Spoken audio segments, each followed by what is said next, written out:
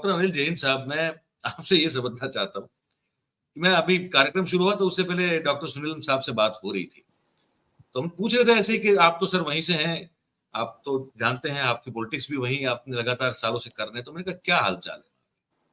तो उन्होंने कुछ अलग बात बताई और मैं इससे इसको ऐसे जोड़ रहा हूँ कि क्या ये जो कंटेंट की बात कर रहे थे सिन्हा साहब कि भाई बात रखने के लिए लोगों के पास है क्या?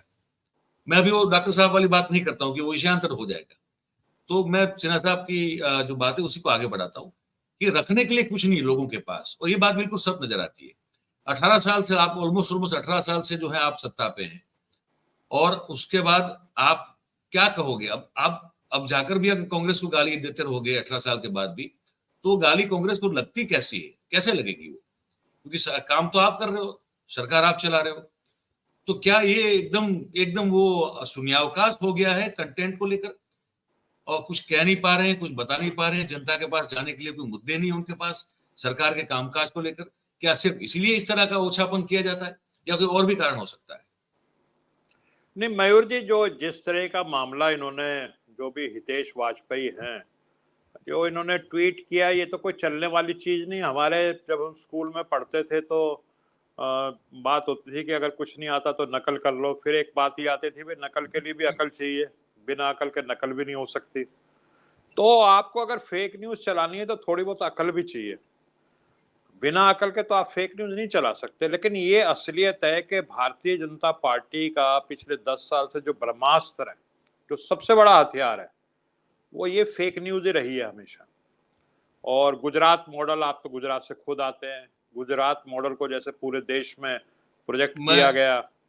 मैं दो हाथ जोड़ के एक विनती करता हूँ, कुछ दिनों से शुरू किया है मैंने, कि कृपया इसको गुजरात मॉडल ना कहें, इसको नरेंद्र भाई मॉडल कहें।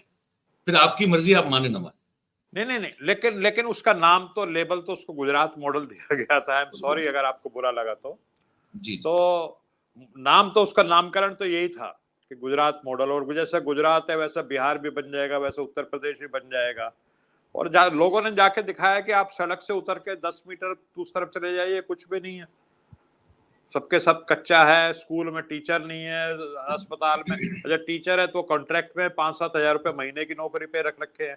क्या पढ़ाएगा वो टीचर जो 5-7 हजार नौकरी पे 4 क्लास को 5 क्लास को पढ़ा रहा है?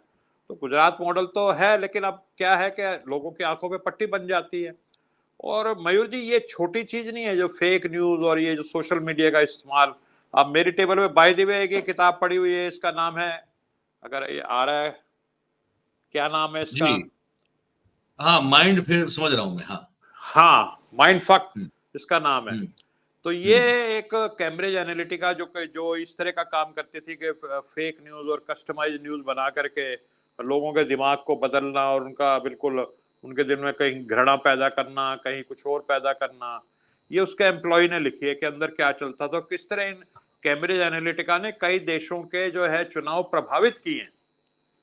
ये तो सब जानते हैं, इसको समाचार भी आ चुके हैं इस चीज के। तो न्यूरो न्यूरो मार्केटिंग भी कहते हैं इसको, कुछ लोगों से मेरी बात हुई थी, न्यूरो हाँ मार्केटिंग जी, हाँ कहते हैं जी, इसको। ठीक है। तो ये इस तरह के, यही सबसे बड़ा जो हथियार अगर किसी के पास, भारतीय जनता के पास है, तो वही है कि फेक न्यूज चलाना सोशल मीडिया पे और उस पे।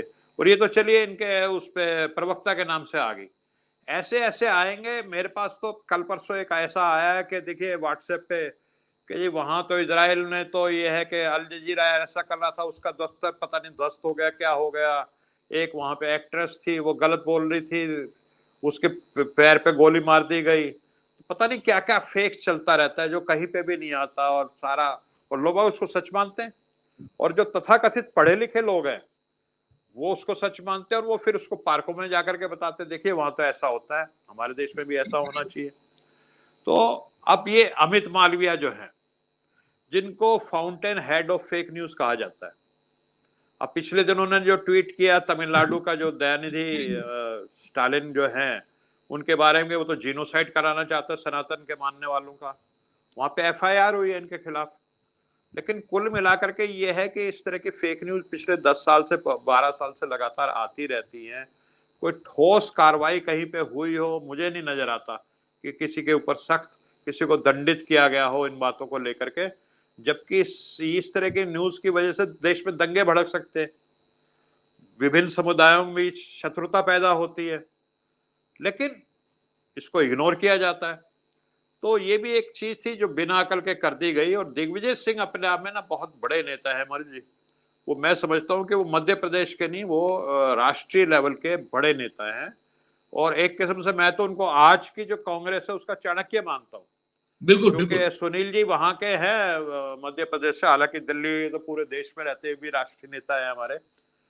लेकिन दिग्विजय सिंह ने जो नर्मदा जो यात्रा की मध्य प्रदेश में, उससे एक बहुत बड़ा, जिसको कहते हैं मध्य प्रदेश में कांग्रेस पुनर्जीवित हुई। और उसके बाद मुझे किसी ने बताया, मैं इसको ऑथेंटिकेट नहीं कर रहा, कि जो राहुल गांधी की भारत जोड़ो यात्रा है उसका भी आइडिया कहीं ना कहीं दिग्विजय सिंह ने और बैठ करके उनके साथ प्लानिंग करके वो दिया। और उससे आप देख लिए ना, राहुल गांधी की जो भारत जोड़ो यात्रा के बाद कांग्रेस और राहुल गांधी का कद कितना ऊंचाई पे गया। तो मुझे ये बताया जाता है कि ये दिग्विजय सिंह का ही आइडिया था और उन्होंने कन्विंस मुझे किया मुझे राहुल भी गांधी को। किसी ने ये बताया है बात, मैंने जी मैंने भी सुना है जी। हाँ, तो उनको टारगेट करना, तो वो तो मतलब ये समझिए कि सबसे बड़ी चीज है। वो ये मतलब अपनी तरफ से कोशिश, जैसे महाभारत में भी हुआ था ना, कि वो द्रोणाचार्य थे और कह दिया गया भाई ये द्रोणाचार्य के जो पुत्र हैं उन वो अश्वत्थामा। मारे गए, अश्वत्थामा। हम्म, तो हम्म। कहीं ना कहीं वो थे। लेकिन ये बड़ा, जिसको है ना, बचकाना और बेअकल वाला कदम है जो अनिल सिन्हा जी ने बिल्कुल ठीक कहा कि ये तो 2-4 घंटे में ही फ्लॉप हो जाने वाली चीज है। और वो इन्होंने की है, इनसे कुछ होना जाना है नहीं। अल्टीमेटली जो हो रहा है, जनता, जो जनशक्ति फैसला करेगी वो करेगी, और वो होने जा रहा है जी। बिल्कुल, वो हम आप बिल्कुल आपसे सहमत हैं। बस ये इस पर बात इसलिए आज करना चाहते थे क्योंकि अब दर्शकों से ये हम एक्चुअली शेयर करना चाहते हैं। अब यहाँ तक तो गिर गए हैं, अब देखते जाए और कितना गिर रहे हैं। तो गिरने का जो प्रमाण है, मात्रा है, तो उस पर एक बार जो है मैंने कहा बात करना जरूरी है। इसलिए